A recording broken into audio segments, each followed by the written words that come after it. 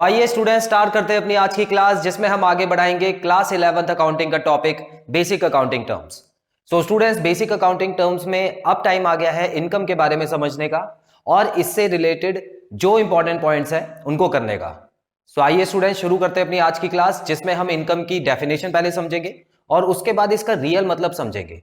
Income को कभी कभी प्रॉफिट के साथ कंफ्यूज कर लिया जाता है, तो इनकम और प्रॉफिट के बीच में जो डिफरेंस है वो भी मैं आपको बताऊंगा।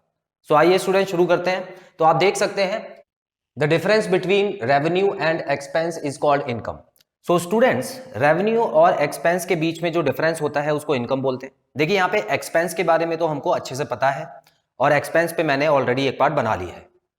सो एक्सपेंस बेसिकली खर्चा होता है और ऐसा खर्चा जो कि एक साल के अंदर अंदर उसका जो असर है वो खत्म हो जाता है, उसको एक्सपेंस बोलते हैं। अब रेवेन्यू क्या होता है स्टूडेंट्स? रेवेन्यू मतलब होता है जो भी पैसा आया कंपनी के पास, और ये जो पैसा आया ये कंपनी का जो मेन काम होता है जिसको हम ऑपरेटिंग एक्टिविटीज बोलते हैं। मेन काम मतलब ऐसे काम जिससे कंपनी का जो मेन बिजनेस है वो चलता है। अब जैसे कि फर्नीचर का मैंने आपको एग्जांपल दिया था, तो फर्नीचर बनाने वाली अगर कोई कंपनी है तो उसका मेन काम क्या हो गया? फर्नीचर बेचना। तो इससे रिलेटेड जो भी काम होंगे उसको बोलेंगे operating activities. So students sales of good करके मतलब जो भी सामान है उसको बेचने के बाद जो पैसा आया, सिर्फ वही नहीं और भी तरीके से कंपनी पैसा कमाती है। अब फॉर एग्जांपल स्टूडेंट्स देखिए कंपनी को और भी तरीके से प्रॉफिट हो सकते हैं।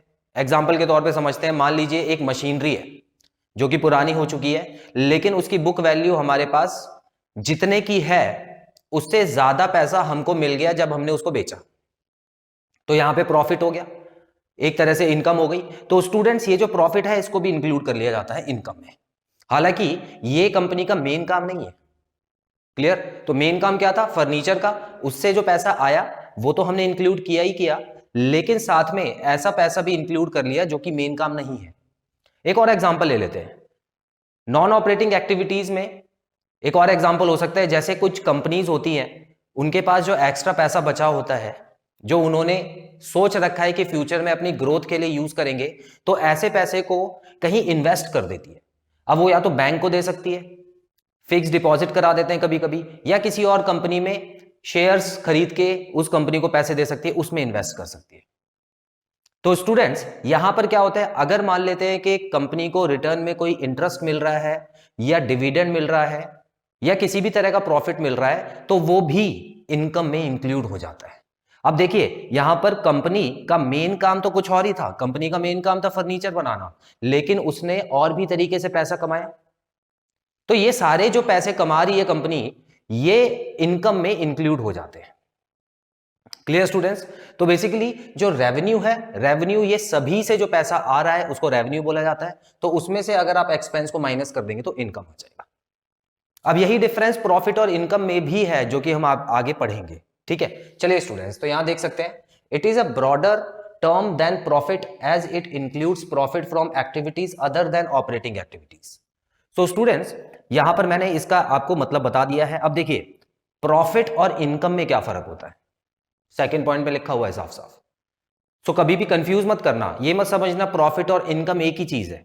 हालांकि 11th में इतना कुछ फर्क नहीं आएगा, लेकिन जब आप हायर क्लासेस में जाएंगे तो प्रॉफिट और इनकम अलग अलग वर्ड्स यूज होंगे और उनको अलग अलग तरीके से ही आपको समझना है।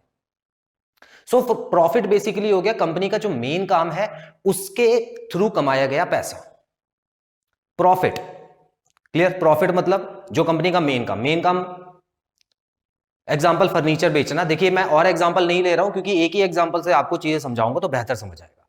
हालांकि इसमें आप और भी कई एग्जाम्पल ले सकते हैं।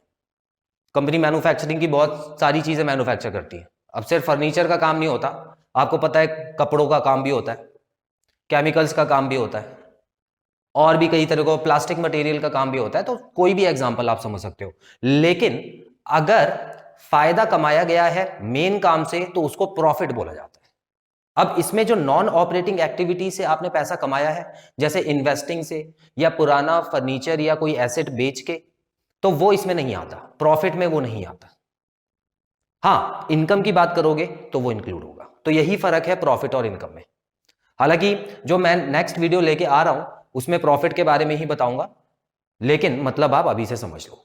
Clear students? तो यहां पे जो ऑपरेटिंग एक्टिविटीज है इसमें कंफ्यूज मत होना। ऑपरेटिंग एक्टिविटीज मतलब ये वर्ड कहां से निकला? ऑपरेशन से। और ऑपरेशन मतलब क्या होता है? जो मेन काम होता है, जिसके लिए आपने बिजनेस खोला, वो वाला काम, उसको बोलते हैं ऑपरेशन। तो उससे रिलेटेड जो भी एक्टिविटीज होती है स्टूडेंट्स, उसको ऑपरेटिंग एक्टिविटीज बोलते हैं। क्लियर? अब आगे आने वाले टाइम में अब जब ऑपरेटिंग एक्टिविटीज के बारे में आपको पढ़ाऊंगा तो आपको ये भी बताऊंगा कि इसमें कौन कौन सी एक्टिविटीज आती है। अब जैसे कि इसमें कुछ एग्जांपल बता देता हूं।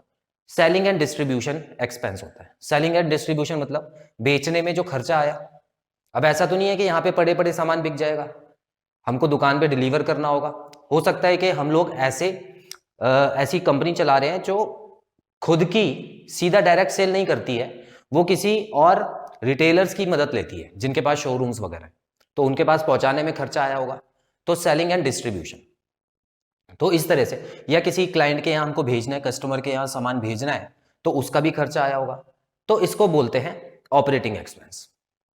क्लियर? चलिए स्टूडेंट्स, अब इनकम का जो फॉर्मूला है रेवेन्यू माइनस एक्सपेंस होता है, ये बेसिक फॉर्मूला है। और रेवेन्यू में सभी चीजें आ जाती हैं, ऑपरेटिंग इनकम भी आ जाती है, नॉन ऑपरेटिंग इनकम भी आ जाती है। एग्जाम्पल पढ़ेंगे स्टूडेंट्स। देखिए यहाँ पे मैंने 2 एग्जाम्पल लिखे हैं ताकि आपको क्लियरली समझ आए। यहाँ पे सबसे पहला एग्जाम्पल है sales of goods costing ₹15,000 for ₹21,000। तो हमने ये नॉर्मल सामान बेचा है, अपना बिजनेस से रिलेटेड एक्टिविटी है, तो ऑपरेटिंग एक्टिविटी है।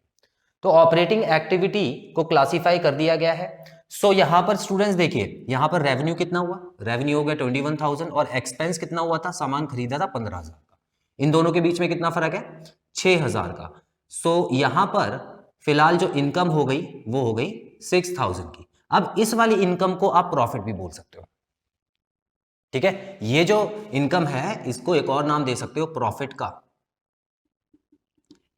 अगला पढ़ते हैं students, sale of old machinery having book value 80,000 for ₹1 lakh, non operating activity.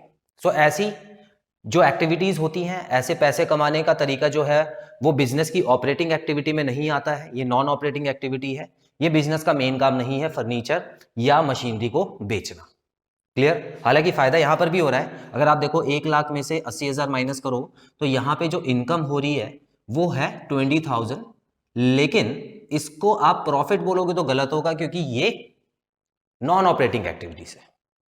Clear students? I hope आपको एग्जांपल्स के साथ इनकम का मतलब अच्छे से समझ आ गया है। आप इसका स्क्रीनशॉट ले लीजिए। वीडियो इतनी ही है क्योंकि ज्यादा चीजें इनकम में है नहीं बताने के लिए। जब हम आगे क्वेश्चंस करेंगे तो उस समय कुछ जरूरी होगा तो जरूर बताऊंगा। स्क्रीनशॉट ले लीजिए, उसके बाद मैं वीडियो कंक्लूड करता हूं।